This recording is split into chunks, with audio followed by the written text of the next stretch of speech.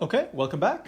So now you have gone through the steps and you have derived the following formula relating A1 dagger in the distant past to A1 dagger in the distant future.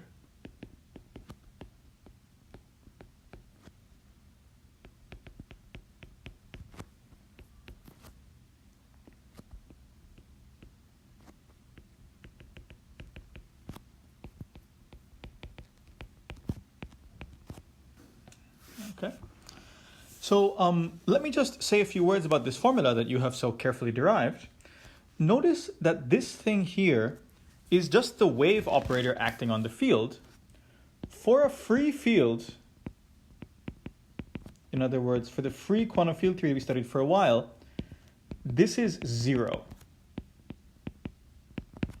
What that means is that A1 in the distant past is equal to A1 in the distant future. Physically, this is saying is that if you have a particle in the past and it's a free theory, nothing happens to it, it stays a particle in the future. There's no chance of anything else happening. Therefore, it is really this thing here that captures all the fun stuff that's going on in the interacting quantum field theory. Okay? Just to stress, for an interacting theory, it's not 0. That's the whole point. Okay? And this is a useful formula. Now, this is a formula for the relating A1 dagger to in the past to A1 dagger in the future. There's of course a similar formula for the creation operator, similar for A1 relating to, similarly for A1 from minus infinity to A1 at plus infinity, which you get by taking the dagger of this formula right here. And everyone can do that. Okay. So now, let's recall this formula for the matrix element that we're interested in from a little bit earlier on. What we now do is use the relations that we just derived to write A1 dagger of minus infinity in terms of A1 dagger at plus infinity plus d squared plus m squared phi. Okay, and similarly for the conjugate, of course. Why is that a good thing to do? The point is that if you look here at this object, if you replace it with the same object at plus infinity, the time ordering symbol here is going to take this guy and pull it all the way to the left until it hits the vacuum. And then this is 0, because A1 dagger acting on the vacuum from the right is equal to 0. So what that means is, when you insert this expression into here, the only part that survives is the part that's the wave operator acting on phi. And we can do the same thing over here. And we can do the same thing over here, except that over here, we now replace this with A2 dagger plus d squared plus m squared on phi. Sorry, A2 dagger at minus infinity. And then again, the time ordering sends this guy all the way to the right, where it dies against this part here. So as you can see, what's going on is, once all the dust settles, the only thing that's left over is various insertions of the field phi with the wave operator acting on it. Okay, that was a little bit fast. So if that was confusing, I encourage you to just go back roughly 2 minutes and listen to that explanation again. And then you can then convince yourself that after all the dust settles, the only things that survive are these fields phi. Okay, so we're almost done. The final thing that we're going to do is, we had all these wave packets that I carefully kept around. If you recall, you needed these wave packets for some intermediate steps. They've done their magic, so let me now take all these wave packets and make them delta functions again. In that case, each of the A1s, A2s, and so on just become normal creation operators for momentum eigenstates. Okay, so now we are done. Once you go through this, what you find is, and I'm going to write the final answer now, not just for 2 to 2 scattering, but for n to n scattering. The final answer looks like this.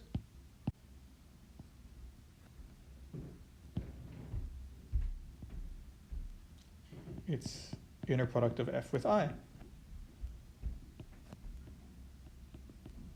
d4x1 z to the minus half e to the minus ik1 dot x1 m square, and so on. This is for all of the incoming states. Then again, there's an integral d4 x1 prime e to the plus ik1 dot x1 z to the minus half d1 prime squared plus m squared, and so on. And this is for every single outgoing state. And finally, all of these guys act on the time-ordered correlation function t5x1, 5x2, so on, 5x1 prime, 5x2 prime. So this is a somewhat lengthy formula that relates the matrix element between an initial state and the final state to a time-ordered correlation function of the fields phi, together with some wave operators acting on them. This thing here is called the Lsz reduction formula. It makes the desired connection between states and states, initial states and final states, and functions in space-time, fields in space-time. Okay. So, that's basically it. But it's sort of nice to write this in momentum space instead of in position space. In momentum space, you can basically replace each of these guys with a k squared plus m squared. And what you find is that you can write it in the following way. So let me do that. Let me go to momentum space. Each of these things becomes a k squared plus m squared instead of a partial squared plus m squared. And then the same formula in momentum space looks like this.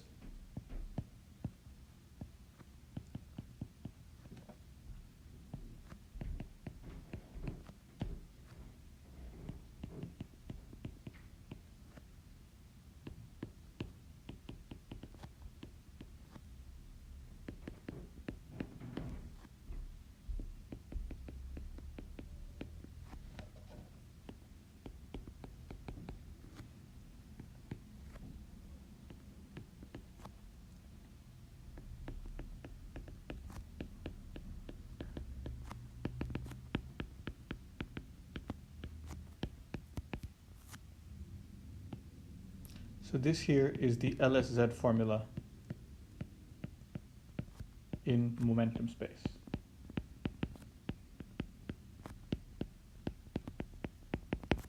Okay. And it should be clear just from the notation that this thing here is the Fourier transform of the endpoint correlation function. So let me explain this formula in words.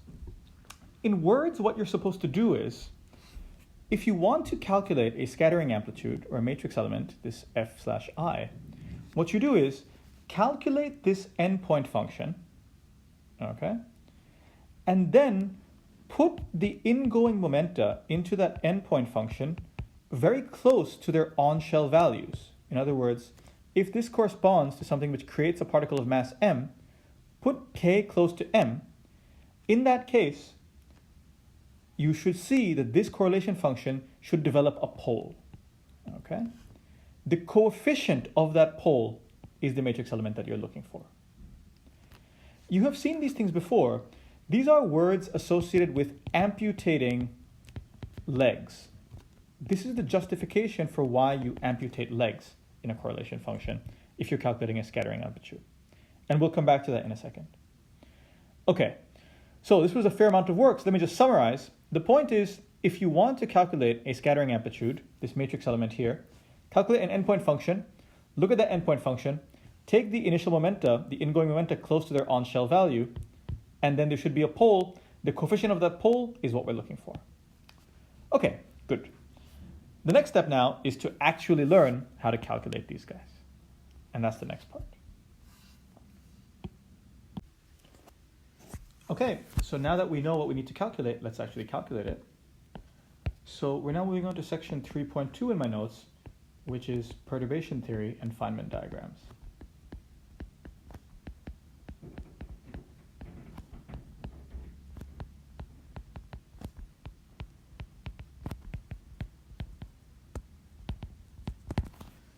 Okay, so recall that we're studying this field theory right here, the lambda 5 to the 4th theory. And it's important to realize that we can split this up into two parts. In other words, let me call this part here S naught, the free part of the action. And let me call this part here the integration d4x of the interaction Lagrangian L1 of phi. Okay?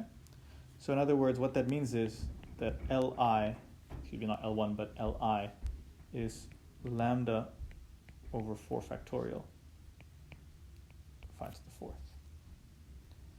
Okay, so this is the interaction part and this is the free part. Now what is our task? Our task is to calculate all of these endpoint functions. From the previous section, we recognized that if we could compute the generating functional z of j, which is defined to be the functional integral over all phi times the exponential of is of phi plus I integral over all x, j of x phi of x. If we can calculate this object right here, then we can take functional derivatives with respect to j and figure out all the endpoint functions that we need. Now the point is, there is no hope of doing this to all orders in lambda. We just can't do it. If you could do it, that would be great. We should do that, but I believe there's no hope of doing that. So instead what we're going to do is, we're going to calculate this order by order in lambda.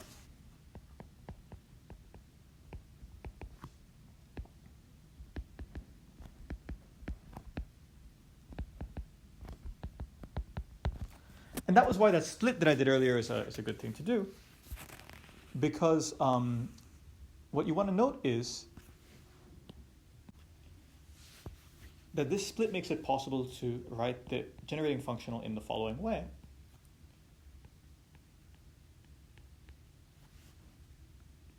So I'm splitting the action in the exponents up into a free part plus the interaction part, which depends on phi, plus this j of x phi of x.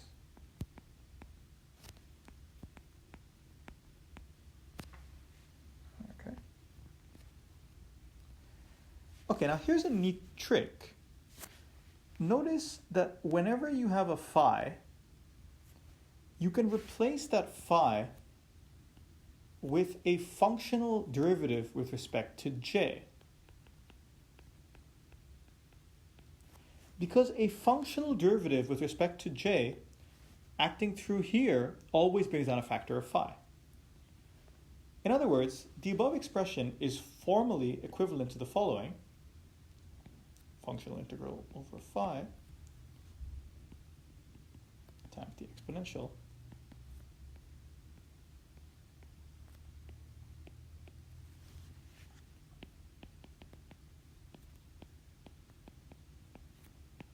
j of x.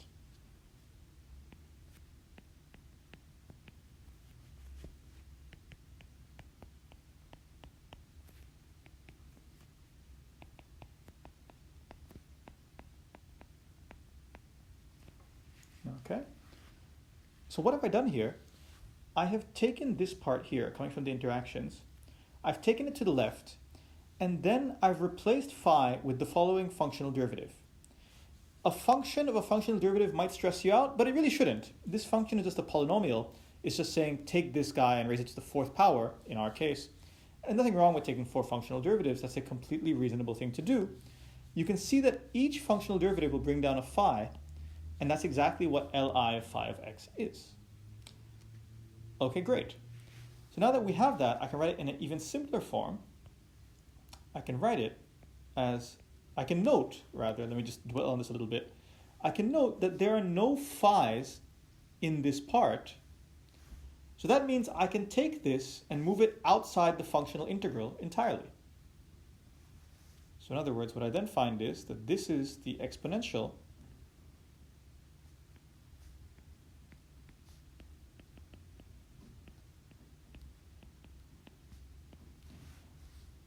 acting on the functional integral over this part. But what is this part? That is exactly the generating functional of the free theory. Okay. So this thing right here, Z0, is the generating functional of the free theory. Random space again. Okay, that's what this Z0 is. So let me remind you what that was. So if you look back, you can recall that Z0 of J was a normalization factor times the exponential of minus 1/2 d4x d4y j of x y times j of y. Okay. So that's, you can look back in the notes at this. In my current version of the notes, this is equation 2.10 in my notes. Okay, so good. So notice that what we've done is we have formally written this answer as a series of functional derivatives and integrals acting on the free generating functional. And the free generating functional is something that we know. So let me again just write down one more time that answer for the interacting generating functional, z of j. Z of j is therefore this z0 of 0, the exponential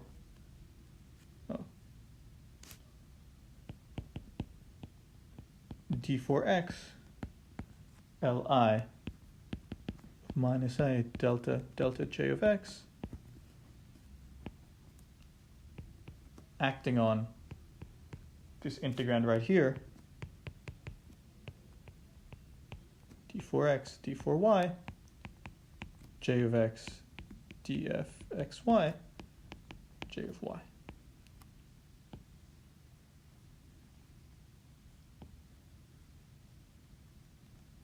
Okay. Okay, very good. So the next step is we now take this and replace Li with its specific form in our case. In our case, recall that Li of phi equals to lambda over 4 factorial, phi to the 4th. So putting that in, we get the following expression.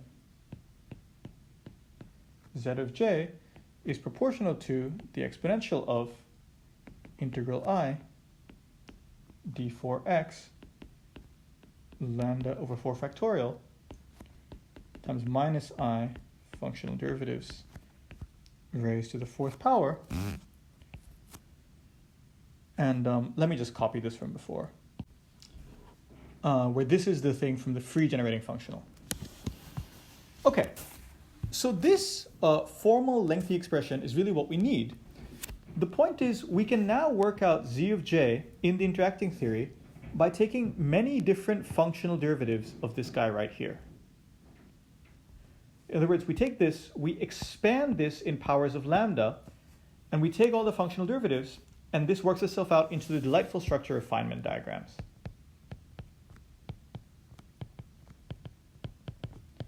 So let's try to understand this in a little detail.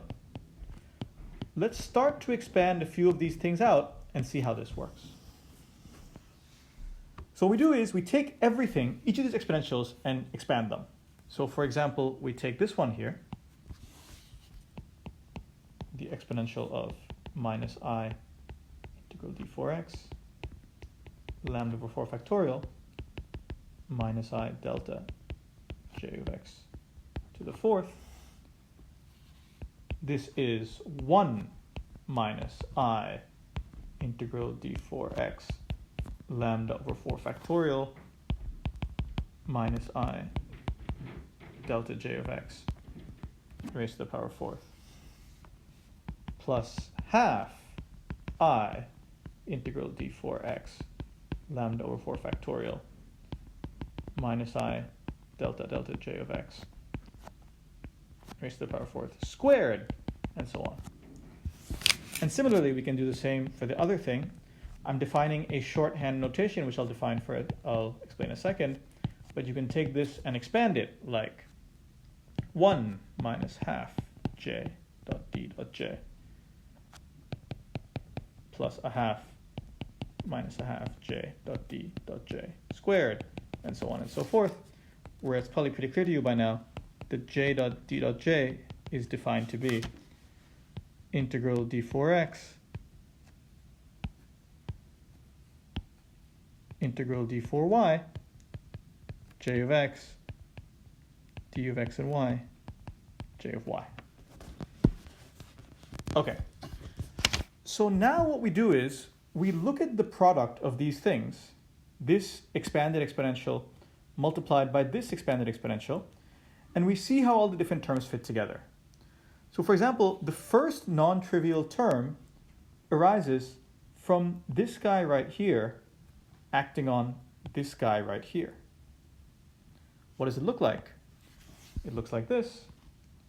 We have minus I integral d4x lambda over 4 factorial minus I delta j of x raised to the power 4 half minus a half j dot d dot j minus a half j dot d dot j. Now, what's going on over here? You see, we're taking 4 functional derivatives. Each of those functional derivatives sort of attaches itself. You can imagine that it acts, for example, one of them acts on this first j over here. One of them acts on this j over here. One of them acts on this j over here. One of them acts on this j over here. And then each of these d's ties together the j's. Okay. So now you can carefully sort through the index structure and the patterns of integrations, and what you get at the end of the day, and this is something that you should convince yourself of, is minus n 4 factorial I lambda integral d4x df xx df xx. But there's a better way to think about this. There's a way to capture this idea, this formula, using a picture. You can sort of see what's happening. All the functional derivatives came from one point, and there are 4 of them coming out from that one point because this thing is raised to the power 4. So in other words, here are the 4 functional derivatives coming out from that point, and then each of the derivatives is tied together by a d, and so you can capture that in this way. This picture is a Feynman diagram that is associated to this quantum mechanical amplitude. Okay. In this picture, it should be clear, a line represents a propagator from one point to another, whereas the thing with the 4 things coming out from here is tied to this lambda, so this vertex represents the interaction. Okay, the interaction lambda. And finally, I have not really talked about this n here. This n over here is a numerical prefactor that we'll discuss in a second, but let's not worry about it for now. Let's just think about the basic structure of how the propagators and the interactions work out. Okay, if that was confusing, I encourage you to go through this again to understand where this picture came from. But let's try to understand now where this works for the next term. So what is the next non-trivial term? The next non-trivial term takes the following form. It's integral I d4x d4y lambda over 4 factorial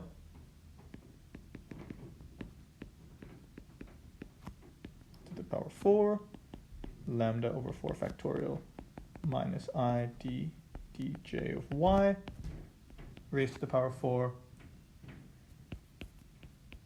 And finally, it turns out that the term we want is the 4th term in the expansion of the exponential. Oops.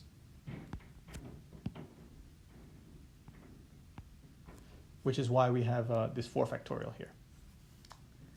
Okay, so what are the rules? The rules should be clear. There are 2 interaction vertices,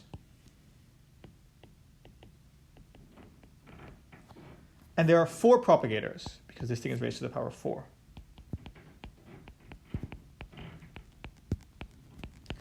The challenge is to assemble these however you can. It turns out there are 3 topologically distinct terms that can appear. So I encourage you now to pause this and take a second to draw them. Draw all the different ways you can assemble 2 vertices and 4 propagators.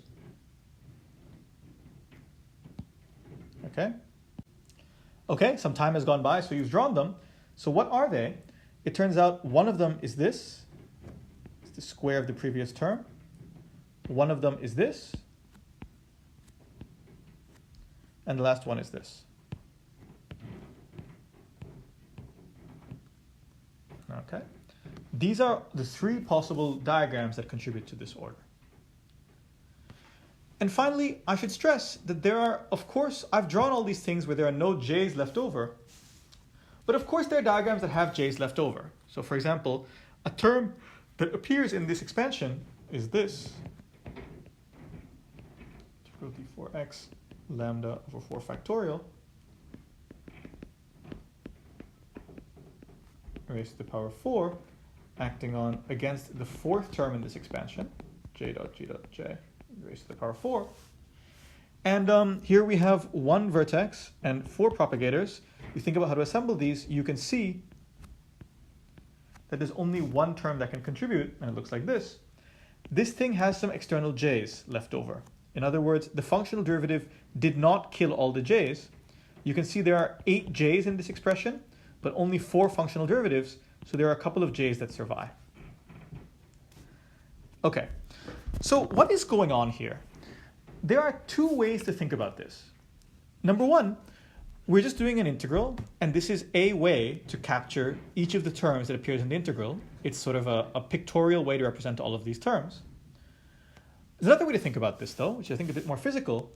These pictures represent the movement of particles in space and time.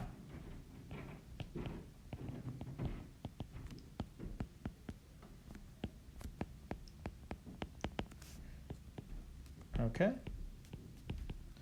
In other words, here you have 2 particles. They can scatter off of each other at this vertex and go and combine and recombine and appear like that. Here you have a particle that appears from the two particles appearing from the vacuum. One of them goes and annihilates itself. One goes over here and annihilates against its friend, blah, blah, and so on and so forth. That is the sort of physical way to represent these pictures. Feynman diagrams, these pictures represent particles moving in space and time. And each of these patterns of movement has associated with it a numerical value, an amplitude, which you can calculate.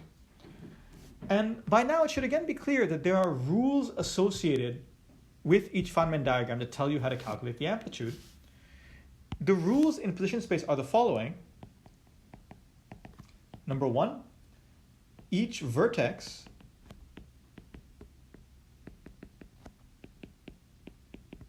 comes with the following integration factor, minus I integral d4x lambda. Each propagator, okay, comes with an integral, or not an integral, rather, a Feynman propagator from x to y. And finally, each external j